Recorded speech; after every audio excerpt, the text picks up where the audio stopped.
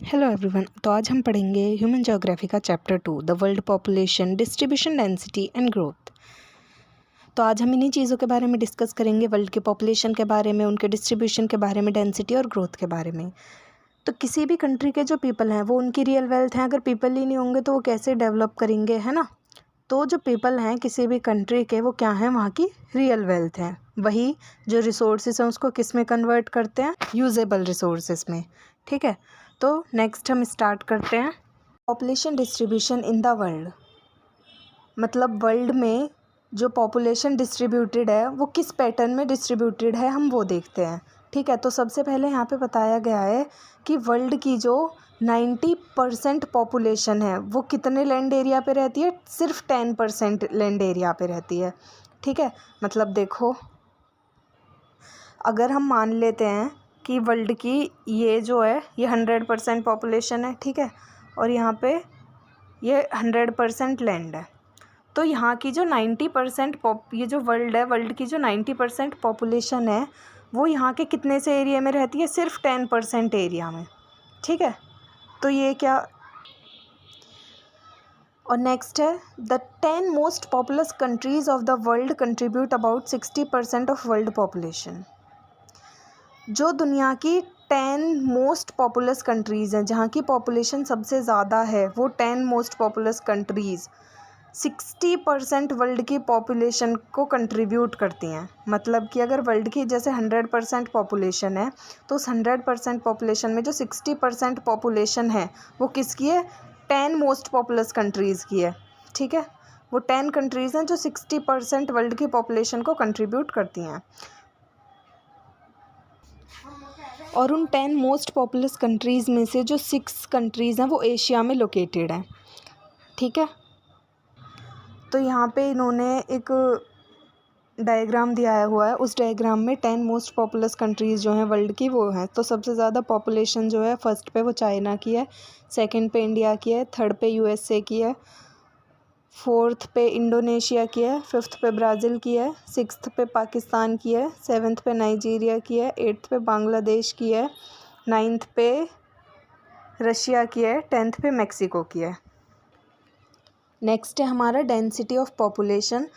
तो density of population है उसको हम कैसे मेज़र करेंगे, पॉपुलेशन अपॉन एरिया।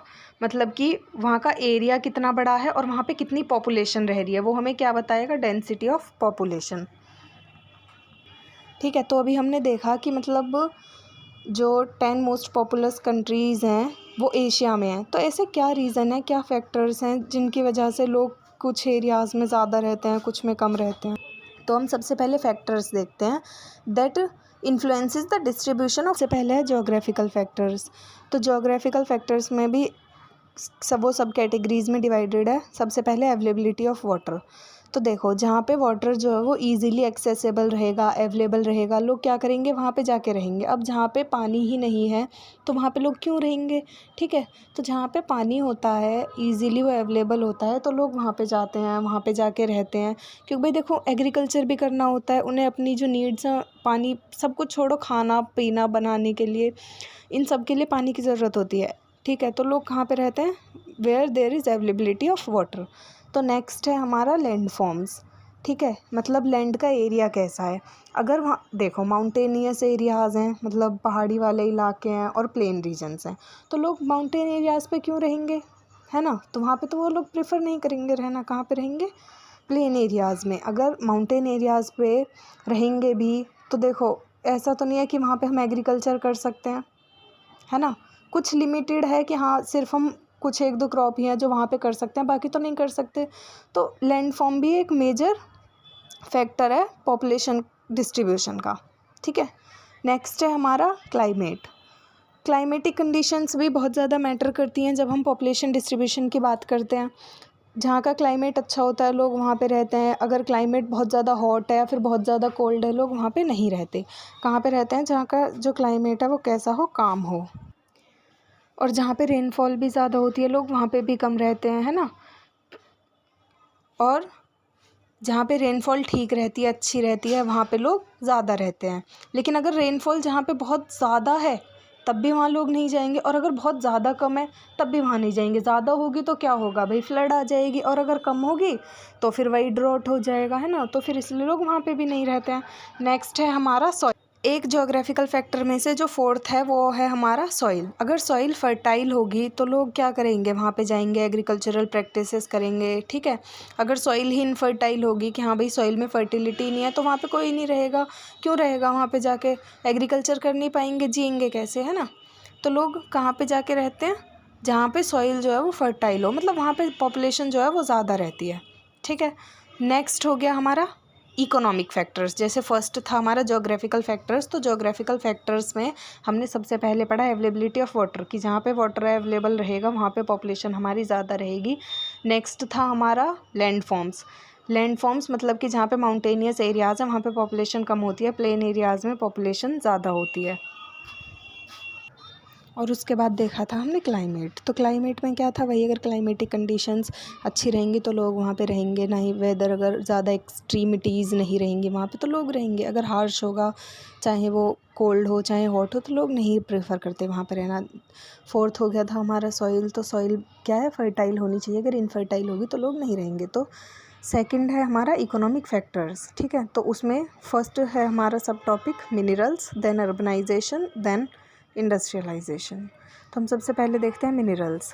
अब देखो लोग वहाँ पे भी ज़्यादा क्या होता है,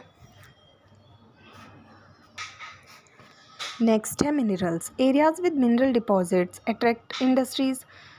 वो एरियाज़ जहाँ पे मिनरल डिपॉजिट्स होते हैं वो किसको अट्रैक्ट करते हैं, इंडस्ट्रीज़ को। भाई मिनरल्स होंगे तो फिर वहाँ पे इंडस्ट्रीज सेटअप होंगी। Mining and industrial activities generate employment. Mining होगी मिनरल्स को एक्सट्रैक्ट करने के लिए, तो उससे क्या होगा, इंडस्ट्रीज सेटअप होंगी, और इससे क्या होगा, एम्प्लॉयमेंट जनरेट होगा।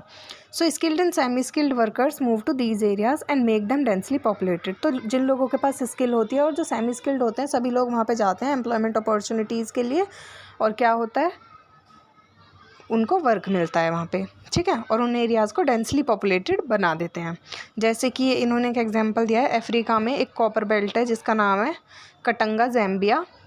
Copper belt in Africa is one such good example.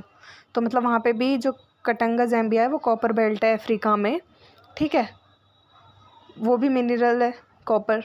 तो वहाँ पे लोग क्या हैं, बहुत ज़्यादा रहते हैं वहाँ पे। क्यों, क्योंकि इंडस्ट्री सेटअप है वहाँ पे, एम्प्लॉयमेंट जनरेट करती हैं। एम्प्लॉयमेंट होगा तो लोगों के पास इनकम रहेगी, स्टैंडर्ड ऑफ लिविंग बढ़ेगा, ठीक है। तो नेक्स्ट है हमारा urbanisation. Cities offer better employment opportunities. तो जो शहर होते हैं वहाँ पे ज़्यादा अच्छी एम्प्लॉयमेंट अपॉर्चुनिटीज़ होती हैं, एजुकेशन होती है, मेडिकल फैसिलिटीज़ होती है, ट्रांसपोर्टेशन सिस्टम अच्छा होता है, कम्युनिकेशन सिस्टम अच्छा होता है, ठीक है।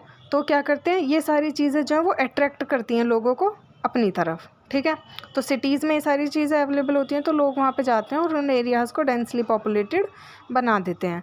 नेक्स्ट है हमारा इंडस्ट्रियलाइजेशन। जैसे हमने मिनरल वाले में भी देखा कि मिनरल्स को एक्सट्रैक्ट करने के लिए माइनिंग एक्टिविटी होती है। अगर माइनिंग एक्टिविटी होगी तो ऑब्वियस है कि इंडस्ट्रीज सेटअप होंगी, ठीक है। तो वो हो गया इंडस्ट्रियलाइजेशन। अब इंडस्ट्रियलाइजेशन होगा तो लोगों को एम्प्लॉयमेंट मिलेगा, जॉब अपॉर्चुनिटीज़ क्रिएट होंगी।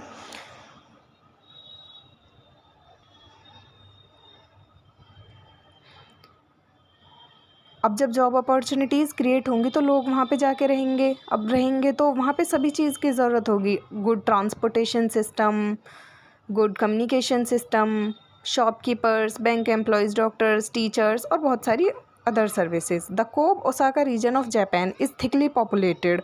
जो कोब ओसाका रीजन है जापान का वो थिकली पॉपुलेटेड है because of presence of number of industries, क्योंकि वहाँ पे बहुत सारी है।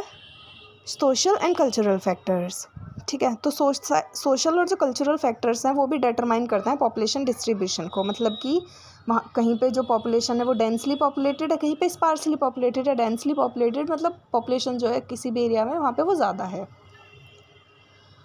और अगर पॉपुलेशन कम है तो वो मतलब स्पार्सली पॉपुलेटेड, मतलब लोग कम हैं वहाँ पे। Social and cultural factors. तो नेक्स्ट है हम जिस एनवायरनमेंट में रहते हैं वो हमें डिटरमाइन करता है कि हाँ भाई जहाँ की सोसाइटी अच्छी होगी, जहाँ के कल्चर अच्छा होगा, हम वहाँ पे ज़्यादा रहना प्रेफर करेंगे, ठीक है। Some places attract more people because they have religious और कल्चरल सिग्निफिकेंसेस। जो लोग रिलीजन में, कल्चर में बिलीव करते हैं, तो वो लोग क्या प्रेफर करेंगे कि हम ऐसे एरिया में जाएं जहाँ पे हमारे रिलीजन के लोग हों, हमारे कल्चर के लोग हों, ठीक है। In the same way people tend to move away from the places where there is social and political unrest. और ऐसे ही जहाँ पे सोशल और पॉलिटिकल अनरेस्ट होता है, लोग वहाँ से भी दूर जाना पसंद करते हैं, है ना। कोई नहीं चाहता कि भाई हम लड़ाई करें। Many a times government offer incentives to people to live in sparsely populated areas. बहुत टाइम ऐसा होता है कि जो गवर्नमेंट है वो ऐसी स्कीम्स निकालती है, ऐसे इंसेंटिव्स निकालती है कि जिससे कि लोग स्पार्सली पॉपुलेटेड एरियाज़ में जाएं, वहाँ पे जाके रहें, ठीक है, और उनको भी थोड़ा पॉपुलेटेड बनाएं। पूरा ओवरऑल देख लेते हैं। यहाँ तक हमने पढ़ा। सबसे पहले हमने देखा pattern of world population. 90% world population है वो 10% लैंड एरिया पे रहती है। तीसरा, जो 10 मोस्ट पॉपुलस कंट्रीज़ हैं वो 60% वर्ल्ड की पॉपुलेशन को कंट्रीब्यूट करती हैं, और वो 10 मोस्ट पॉपुलस कंट्रीज़ में से 6 जो कंट्रीज़ हैं वो कहाँ पे लोकेटेड है? एशिया में लोकेटेड है। नेक्स्ट हमने डेंसिटी ऑफ पॉपुलेशन देखा, उसको हम कैसे मेज़र करते हैं वो पढ़ा। उसके बाद हमने वो फैक्टर्स देखे जो पॉपुलेशन डिस्ट्रीब्यूशन को इन्फ्लुएंस करते हैं। पहला जियोग्राफिकल फैक्टर्स था, सेकंड हमने देखा इकोनॉमिक फैक्टर, और थर्ड था हमारा सोशल एंड कल्चरल फैक्टर, ठीक है। अगर आपको हमारी वीडियो अच्छी लगी हो तो प्लीज़ लाइक, शेयर, कमेंट और चैनल को सब्सक्राइब करें। Thank you.